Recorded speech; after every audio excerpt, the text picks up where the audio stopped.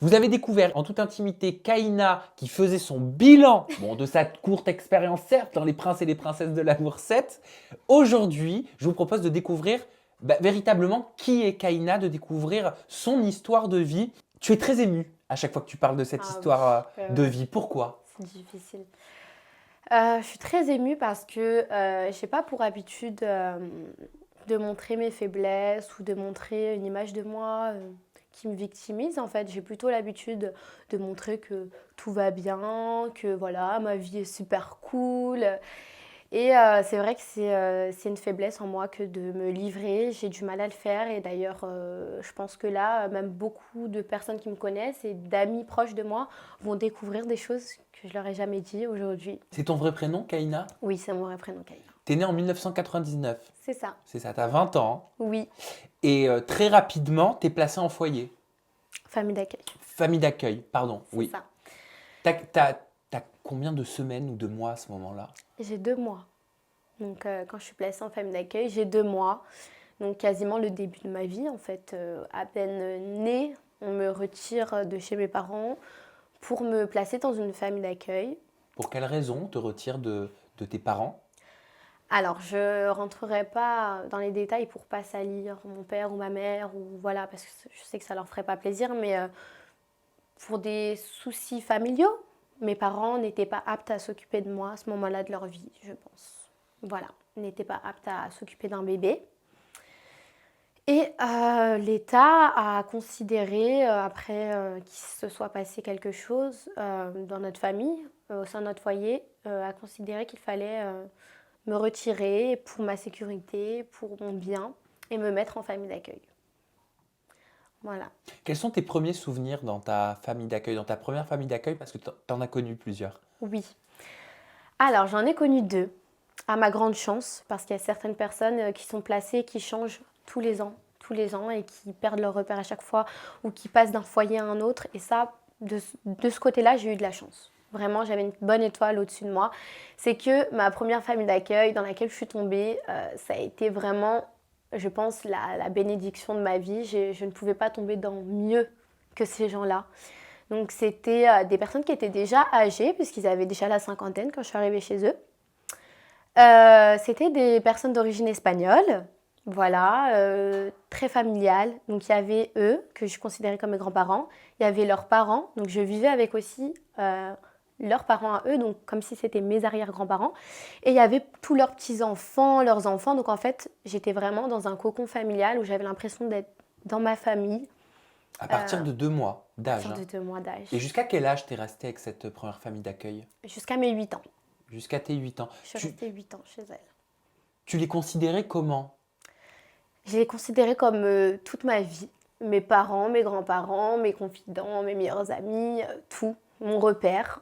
Tout en sachant que c'était pas tes parents Tout en biologiques? sachant parce que mes parents n'acceptaient pas déjà que j'appelle, par exemple, cette dame maman. Ils voulaient que je l'appelle mamie. Donc je l'appelais mamie.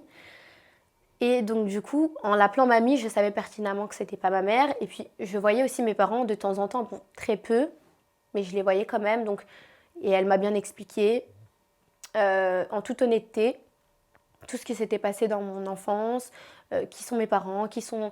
Elle m'a tout expliqué, elle m'a jamais rien caché, elle a jamais voulu me prendre que pour elle ou quoi que ce soit, elle a toujours mis les points sur les i. Mais moi, pour moi, c'était elle, ma mère, c'était... Je sais que ça a beaucoup blessé ma mère d'ailleurs et que je dis ça peut la blesser encore, mais voilà, c'est eux qui m'ont élevée, c'est eux qui m'ont donné les valeurs et les principes que j'ai aujourd'hui, c'est eux qui ont fait qui je suis aujourd'hui.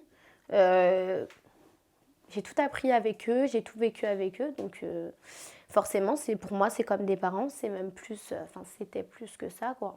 Est-ce que tu continuais d'avoir des liens avec tes parents biologiques? Alors, mes parents biologiques, je les voyais, mais je les voyais très peu. Par exemple, je les voyais le mercredi, on avait 1 heure pour se voir, et il y avait un éducateur qui nous surveillait. Donc pendant 1 heure, voilà, je jouais un peu avec ma mère et mon père. Je me rappelle que je jouais plus avec mon père, ouais, parce que ma mère, je crois qu'elle allait pas trop bien à ce moment-là. Et puis il y avait quelqu'un qui était là, qui nous surveillait. Donc en fait, c'était très bizarre parce que, je sais pas, j'avais l'impression Ouais, c'est ça, d'être surveillée et puis au bout d'une heure, allez hop, je dois dire au revoir à mes parents et retourner dans ma famille Et d'accueil. pourquoi est-ce qu'à l'âge de 8 ans, tu quittes cette famille d'accueil-là? Alors, à mon grand désespoir, à l'âge de 8 ans, cette famille d'accueil qui était déjà âgée quand je suis arrivée chez eux a pris sa retraite. Donc, en prenant leur retraite, ils ont décidé de s'installer à Bordeaux. À Bordeaux, c'était pas Paris. Donc, eux voulaient m'amener avec eux à Bordeaux. Mhm. Et moi aussi, bien sûr, j'imaginais pas ma vie sans eux, en fait. Sauf que mes parents se sont opposés à ce choix. Mes parents voulaient que je reste à Paris pour rester à proximité d'eux, mais n'acceptaient pas que j'aille à Bordeaux. Donc, j'ai dû trouver une autre famille d'accueil. Tout d'abord, ils voulaient me mettre en foyer et cette famille d'accueil-là s'est formellement imposée et a dit à l'aide sociale à l'enfance, donc l'aide sociale à l'enfance, c'est ceux qui s'occupent de tous les enfants placés, qu'elle ne voulait absolument pas que moi j'aille en foyer, que je n'avais jamais connu ça, que j'allais être lancée dans la mare et que elle me connaissait par cœur, elle m'avait élevée, donc elle savait que c'était pas pour moi, que j'avais besoin d'une famille comme j'avais déjà connu. Et elle leur a demandé de faire le maximum pour me trouver une famille bien, quoi, pour que je sois heureuse et épanouie. Donc ça a été très difficile de se séparer de cette famille d'accueil-là, de ma grand-mère, du coup je vais l'appeler comme ça. Ça a été une déchirure? Une déchirure et la plus grosse déchirure de ma vie que j'ai jamais eue. Et j'étais en dépression même pendant 2-3 ans. J'étais petite, mais j'ai déjà connu la dépression en étant petite. Ça veut dire que tous les jours, je pensais à elle, je voulais l'appeler. J'avais pas de téléphone à l'époque, donc ça n'existait pas. Donc je devais appeler avec le fixe. On t'a enlevé un bout de toi, On m'a quoi. enlevé la moitié de moi. Et eux, de leur côté, t'inquiète pas, ça va. Je sais que ça te touche encore, hein. Ça va, t'es sûr? Je vais demander un petit mouchoir. Arrête parce que tu vas m'émouvoir. Enfin, tiens. Ça me touche. Ça me touche parce que je me remets à la Kaina petite fille que j'étais à cette époque-là et on m'a enlevé comme si on m'a enlevé mes parents, on m'a enlevé toute ma vie en fait. Et j'avais l'impression que c'était pas juste. C'était pas juste en fait qu'on m'autorise pas à aller avec eux à Bordeaux, je voyais pas le mal. Surtout que mes parents, je les voyais pas à cette époque-là, donc ça changeait rien. Ça changeait rien en fait que je sois à Paris ou pas à Paris. Et donc, je me rappelle le jour où j'ai dû leur dire au revoir, c'était horrible. Même ma grand-mère, elle pleurait, j'étais dans ses bras. Je ne l'avais jamais vue pleurer de ma vie. Et on dansait, et je me rappelle, elle m'avait pris dans ses bras et on dansait. Elle avait mis de la musique parce que tous les matins, en faisant le ménage, elle mettait de la musique du coup. Elle mettait les musiques des années 80, bref. Et du coup, on dansait comme ça, l'une dans les bras de l'autre et on pleurait. Et elle m'a dit au revoir comme ça. Elle m'a déposée à l'aide sociale à l'enfance et j'ai vu dans ses yeux que ça lui a déchiré le cœur. Et d'habitude, quand je regardais dans ses yeux, je sentais que ça allait aller, qu'elle me rassurait, que tout allait bien se passer. Et là, j'ai senti que non, elle-même, elle n'était pas sûre en me laissant que ça allait bien aller. Elle avait peur aussi pour moi et ça, je l'ai bien senti en fait. T'es Et encore en contact avec eux? du coup, avec ma grand-mère, parce que mon grand-père, en fait, il est mort juste avant que je parte en tournage Voilà, donc tu les des appelles. Princes. C'est ta grand-mère et ton grand-père, hein, Oui, pour je les toi. appelle comme ça. Ouais. Donc juste avant le tournage des Princes, c'est ça, il est J'ai parti? perdu mon grand-père, ouais. Ouais. Ça aussi, c'est... Il y a tout qui s'est enchaîné en fait avant ce tournage, donc j'hésitais d'ailleurs à y aller parce que j'étais pas bien du tout, j'étais en état de choc. D'ailleurs, j'étais en couple avant de passer le casting, etc. Et c'est à ce moment-là que j'ai perdu mon grand-père et que mon ex m'a quittée par la même occasion. Donc en fait, j'avais l'impression de tout perdre d'un coup. Et ensuite de devoir me dire, remets-toi sur pied parce que là, tu as un autre avenir qui t'attend, tu as une émission, tu as une opportunité. Alors voilà, fais comme d'habitude, montre que tout va bien et vas-y. Et donc c'est ce que j'ai fait. J'y suis allée en montrant que tout allait bien. Et puis voilà, et puis de toute façon, personne n'était au courant que j'avais perdu. Même la psychologue à qui on parlait, je lui ai pas dit parce que c'était trop frais. mais j'arrivais pas à en parler encore. Et donc ta grand-mère qui t'a élevé donc de ta première famille d'accueil de Oui. 2 mois jusqu'à 8 ans, tu es encore en contact Oui. avec elle? Bah, d'ailleurs, j'ai été la voir il n'y a pas très longtemps. J'essaye d'être là pour elle parce qu'elle est, elle aussi, on lui a enlevé une partie d'elle. Son mari, elle a passé 50 ans avec lui. Elle est partie à Bordeaux avec lui. Il n'y a personne à Bordeaux, enfin toute notre famille, enfin leur famille, c'est pas ma famille, mais elle est à Ta Paris. famille de cœur? Oui, c'est ma famille de Donc c'est cœur. ta famille? C'est comme ma famille en fait. Ils sont tous à Paris. Bon, il y a son fils qui est pas très loin d'elle, mais enfin ma grand-mère, mon grand-père, je sais pas, c'est plus ma grand-mère, c'est plus la grand-mère en tout cas que j'ai connue, forte. Ah bah c'est dur de perdre quelqu'un avec qui on a Ouais. passé toute sa vie. Et oui, et la maison, elle est vide, voilà. Même moi, j'ai essayé de rester forte. J'ai pas encore pleuré devant ma grand-mère d'ailleurs. C'est ouf, mais j'ai pas pleuré une seule fois devant elle parce que elle, je l'ai vue pleurer et je l'avais jamais vue pleurer comme ça. Je l'avais jamais vue aussi faible. Alors je me suis dit, Kaina, aujourd'hui les rôles s'inversent. Elle t'a soutenue toute ta vie. Maintenant, c'est à toi d'être forte pour elle. Et c'est là aussi que j'ai senti que j'ai grandi et que je suis devenue une adulte. C'est que là, j'ai dû consoler ma grand-mère, celle qui m'a toujours consolée. Donc, j'ai essayé d'être forte. J'ai pas pleuré une seule fois. Et puis, bah, je la vois régulièrement. Bah, j'essaye de lui remonter le moral, qu'on fasse des petites sorties. La dernière fois, je l'ai emmenée faire un massage, spa, enfin voilà. Comment elle s'appelle? Annick. Annick. Eh ben on vous embrasse, Ouais. Annick. Je vous fais plein de bisous. J'espère qu'elle verra. Tu lui enverras le lien. Oui, je lui montrerai. Et je comprends que par la suite, tu découvres une nouvelle famille d'accueil Oui. à l'âge de 8 ans. Oui. Comment ça s'est passé? Et comment, quand on est une enfant placée, est-ce que toi aussi tu choisis la famille? Non, pas du tout. On choisit pas la famille, en fait, c'est les familles qui sont disponibles et qui acceptent de bien vouloir nous prendre, en fait. C'est plutôt l'aide sociale à l'enfance qui choisit pour nous. Et là, ça a été le deuxième drame. J'ai vraiment pas envie de faire du mal à cette famille, à leurs amis, ou la dénigrer, ou quoi que ce soit. Mais en tout cas, moi, j'ai pas accroché du tout avec cette famille. T'es resté combien de temps dans cette seconde famille d'accueil? Je suis restée de mes 8 ans à mes 16 ans. Bah, presque pareil, en fait. 8 ans. Ouais. Ça a été un autre monde. Je suis passée d'une famille qui était chrétienne, française, espagnole, très ouverte d'esprit, à une famille du coup d'origine arabe, musulmane, et qui avait des façons de voir la vie et des manières d'élever complètement différentes de ce que j'avais connu en fait moi juste avant. Des coutumes Des différentes? coutumes différentes. Donc je me suis habituée à ça, voilà, j'ai appris comment ils vivaient et tout. Bah, j'ai respecté bien sûr. Et Respecter quoi? leur façon de tout, de voir la vie. Je vais donner des exemples. Par exemple, moi, j'avais pas le droit de m'habiller comme je voulais, j'avais pas le droit de me maquiller, j'avais pas le droit d'être trop féminine, j'avais pas le droit de parler avec des garçons, j'avais pas le droit de sortir. En fait, j'avais le droit de rien. Et toutes mes copines à côté, bah, elles avaient le droit de tout. Et du coup, je me sentais un peu bizarre, en fait. Je me sentais comme une extraterrestre à côté des autres personnes de mon école.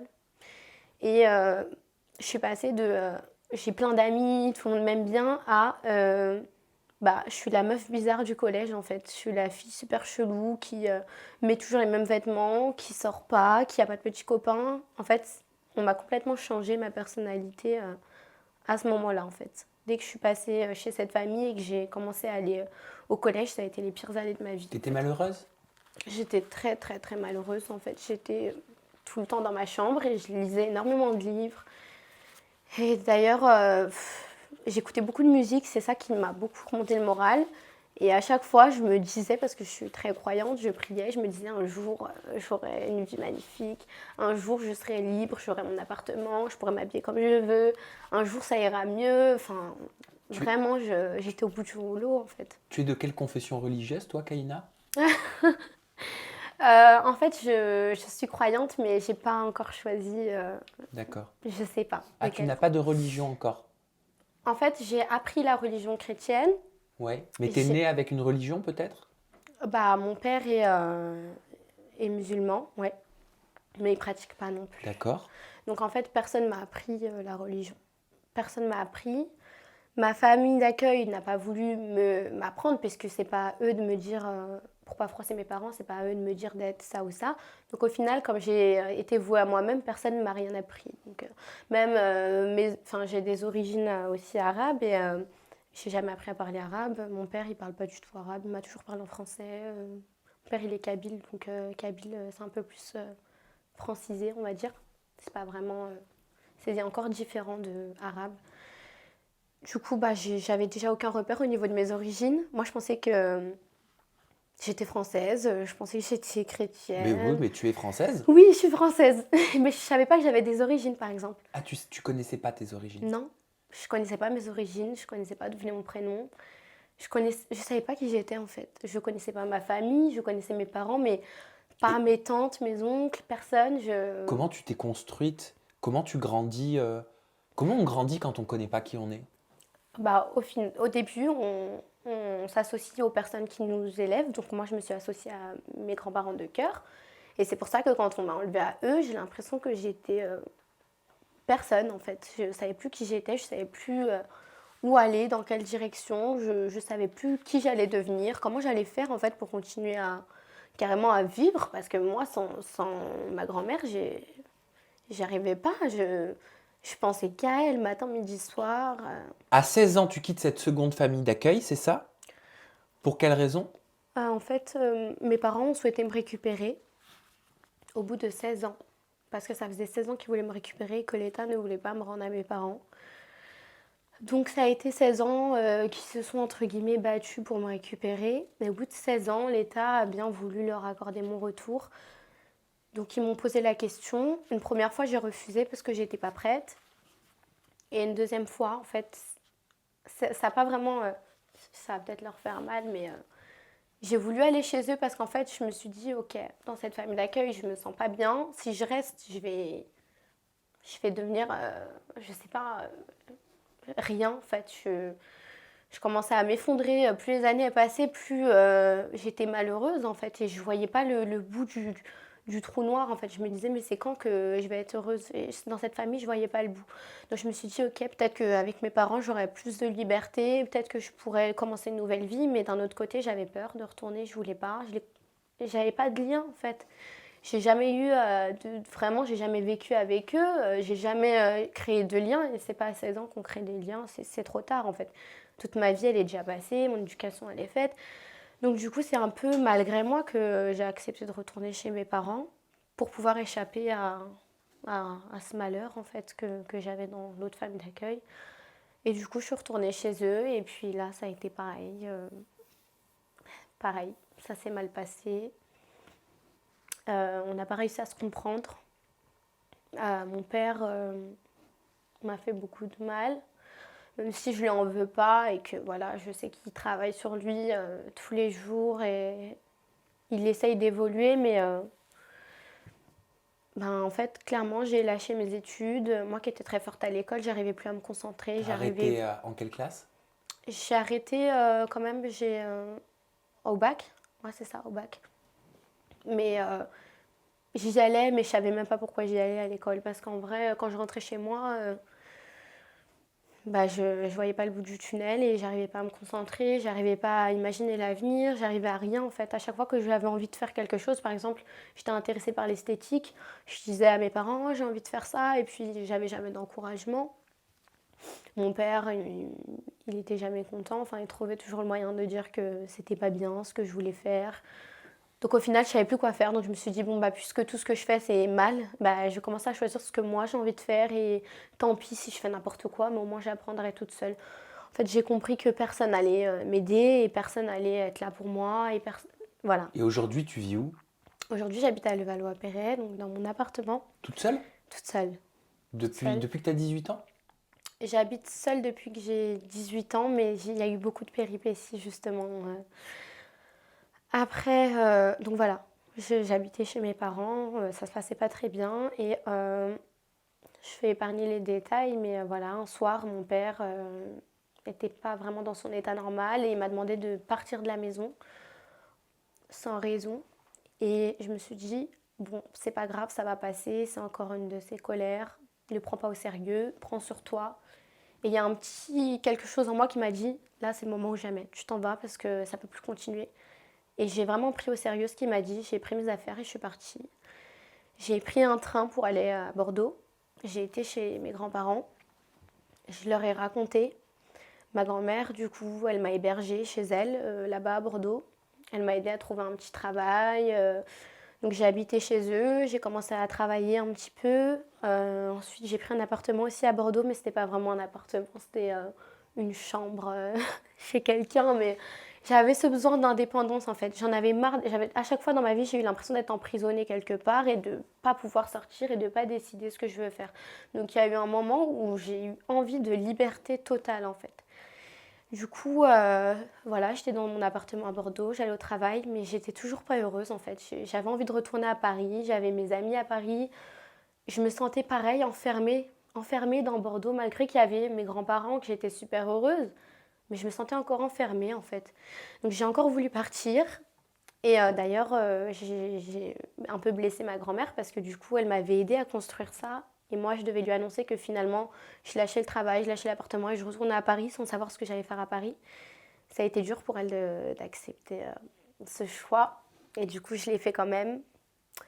Et bon, aujourd'hui, elle m'en veut plus, mais je suis retournée à Paris. Et bah, ça a encore été compliqué. En fait, moi, c'était étape par étape. C'est vraiment chercher la lumière à chaque fois. Et la télé, c'est un moyen d'échapper à quelque chose pour toi? En fait, je pense que j'ai toujours eu besoin de reconnaissance dans ma vie, au fond de moi. Euh, j'ai toujours eu besoin en fait de montrer qui j'étais réellement parce qu'on m'a toujours jugée pour ce que je n'étais pas, on m'a toujours cataloguée et j'avais ce besoin d'exprimer en fait ma personnalité au grand public. J'ai ce besoin depuis toujours en fait, Tu as besoin d'exister j'ai besoin dans le d'exister. regard de l'autre. Et j'ai pas honte de le dire parce que pendant un moment je me disais non mais Kaina tu peux pas tu peux pas vouloir être connue, enfin c'est pas bien, enfin reste tranquille quoi. Et puis en fait non c'est plus fort que moi. Non, c'est pas ça, c'est beaucoup plus profond. Je pense que tout ce dont tu as peut-être manqué, Mhm. tu le recherches continuellement, perpétuellement, au travers de regards de personnes extérieures que tu ne Voilà, connais pas. Tu as besoin d'exister au travers de quelqu'un d'autre, parce que tu en voilà, as manqué. exactement.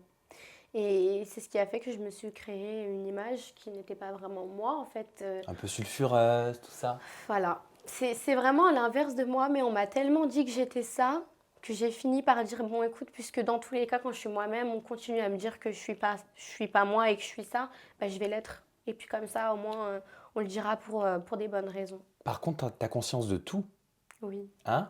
Tu le sais ça.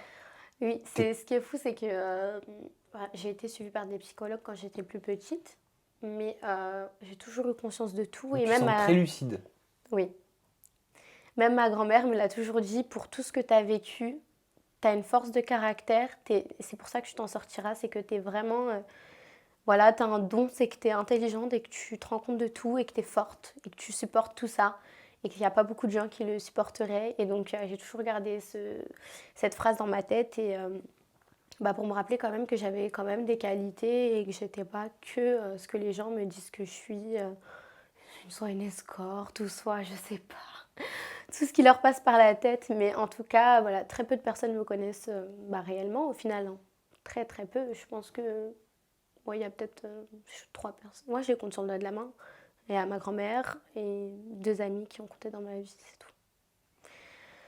Donc voilà, bah, je suis retournée à Paris et j'ai encore galéré parce que j'avais nulle part où aller. Et j'ai un peu menti à ma grand-mère en disant que ça allait le faire, que je savais où aller, etc., que j'avais trouvé un appartement, mais pas du tout en fait, j'étais en galère totale. Et il y a un ami à moi, du coup, qui m'a hébergée pendant longtemps. D'ailleurs que je remercierai jamais assez lui et sa famille parce que c'est vraiment quelqu'un qui m'a hébergée mais qui n'a jamais cherché à avoir quelque chose en retour, qui n'a jamais cherché à aller plus loin que l'amitié, que... Enfin, j'ai eu vraiment beaucoup de chance de tomber sur lui et pas sur un fou, en fait. Parce que je me rends compte qu'une fille comme ça, vouée à elle-même, mais mon Dieu, bah, c'est ce que je te disais, le témoignage de Natania, moi, ça m'a touchée. Parce que quand tu es toute seule, quand tu sais pas où aller, tu sais pas quoi faire, bah, tu dis bon, j'ai personne, et ben voilà, je vais suivre ce mec-là, et puis tant pis, tu vois, parce que t'as personne en fait. Et moi, j'ai eu cette chance de tomber sur quelqu'un de bien, d'équilibré, de correct, qui m'a rien fait de mal en fait. Et c'est grâce à lui que j'ai pu déjà digérer tout ce qui s'était passé. Donc j'arrivais pas à travailler sincèrement. Même quand je voulais, j'étais ailleurs. Donc j'avais besoin de souffler un peu. Et chez lui, j'ai trouvé une sorte de famille un peu parce que ses parents me connaissaient pas du tout. Ils m'ont accueillie chez lui comme si j'étais de leur famille. Donc j'avais besoin en fait d'une famille, tout simplement. J'avais besoin de trouver une famille et je l'ai trouvée grâce à lui. Et du coup, bah, j'ai retrouvé un travail, j'ai pu gagner ma vie, j'ai pu prendre mon appartement. Et aujourd'hui, voilà, bah, aujourd'hui j'en suis là. Du coup, on m'a proposé une émission, je l'ai faite. Et je me suis dit, c'est une nouvelle aventure pour moi. Et je ne sais pas où ça va mener, je ne sais pas si je vais continuer là-dedans ou pas. Mais en tout cas, je sens que j'ai besoin de le faire. Je le sentais en fait, que j'avais besoin de le faire. C'est pour ça qu'aujourd'hui, le fait de pouvoir faire une interview avec toi et de pouvoir raconter tout ça, pour moi, c'est vraiment énorme. Vraiment, je me sens comme libérée d'un poids en fait. Ah bah, tant mieux. Réellement. Eh ben, tant mieux. Si Voilà. tu vois, je peux servir à ça Non mais vraiment, un petit peu. Eh ben, vraiment. écoute, tant mieux. Et puis, en tout Ça cas, fait tu beaucoup sais que plaisir. de parler, de partager son histoire, moi, pendant Oui. longtemps, j'ai caché plein de choses aussi par peur, par honte, par Mm. tout ce que tu veux. Et en fait, je me suis rendu compte que de verbaliser, de parler juste tout simplement à ma communauté, aux personnes qui me regardent, bah, ça va pas me tuer. Et Oui, au contraire, ça fait du bien exactement. à C'est tout le ça. monde, je crois. Donc merci pour ton témoignage, Merci parce que à c'est toi. une preuve de confiance que Ouais, tu nous offres c'est ça. aujourd'hui. Merci à vous aussi pour votre fidélité. Le mot de la fin, je te l'offre, Kaina. On va fermer cette deuxième partie d'interview. On a appris à te découvrir au travers de ton bilan des princes de l'amour et de ton histoire Oh personnelle. Et là je ne là, sais pas pourquoi, je suis sûre que tu as encore plein de choses à dire. Peut-être pour une prochaine aventure. c'est Je vrai. te laisse conclure. À très bientôt. Bon, ben, je vous remercie en tout cas de tout le soutien que vous m'apportez sur les réseaux sociaux, à travers vos messages, de toute la force que vous me donnez. J'en attendais vraiment pas autant. Donc, je vous remercie pour ça. Je vous remercie. J'espère que le fait que je me suis livrée, ben, ça vous plaira et que vous avez pu me découvrir sous un autre angle. Donc, je vous fais de gros bisous et j'espère vous revoir très vite.